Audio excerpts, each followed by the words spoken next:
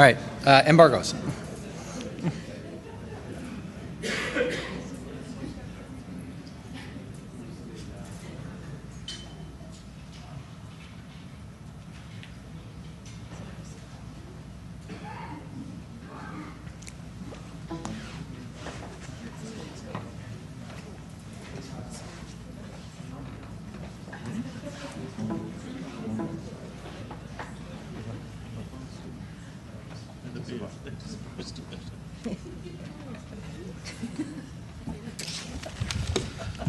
While they're getting that up there, I'm Glenn Campbell. These are the backup singers for the Embargoes. Well, we're getting this up here.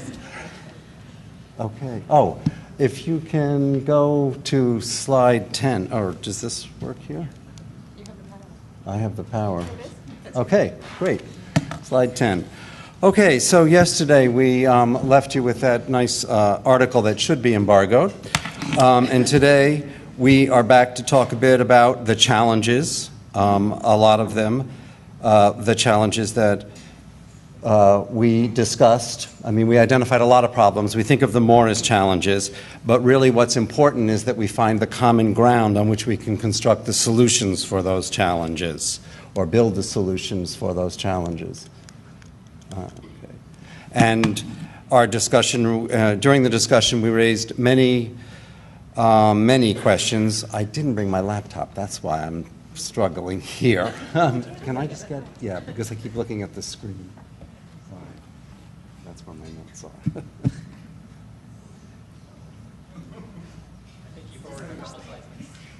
I did forward a couple of slides. Okay. Sorry about this.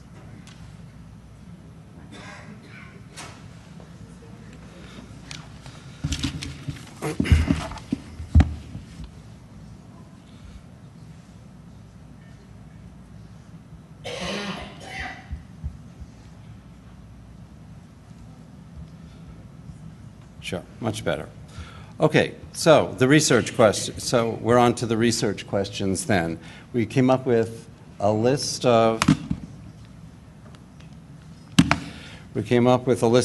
questions, really important questions about who needs access, how are embargoes determined, who actually determines the embargoes, how do they affect all of the stakeholders, and we also came up with some considerations, many of them geographical and disciplinary differences in how embargoes are set. With all of these many challenges, we determined that tasks, put together a list of tasks and a time frame during which we would accomplish these tasks, because it's important that we track progress. The ultimate delivery would be a report before the next OSI meeting in 2017. A little more on each of these tasks. Writing the brief is critical to the success of this report that would be developed.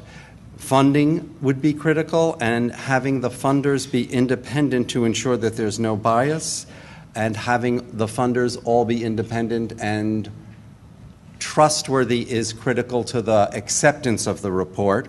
So we suggested a crowdfunding solution here, and we have a model of 12 funders putting in $5,000 each for a total of $50,000 in research. So if there's anybody here in the audience who wants to join Alicia's kind offer from Elsevier of that tenth of it, then we would be happy to welcome that.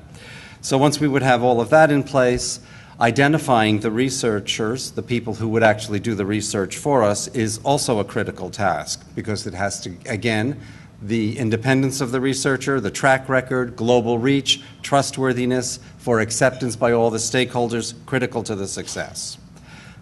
A lot of the tweets yesterday indicated that there was a lot of material that's already been out there, that a lot of things have already been done. An important part of this, absolutely, a literature review first to identify, gather all the data that's there, and then look at it alongside the other relevant projects. Identify the case studies, review all of them to determine what are the best practices and findings from them. Survey the stakeholders. Analyze all of the data gathered, The stakeholders are really an important group of people, and it's essential that their buy-in on this be complete and total. Engage the participants.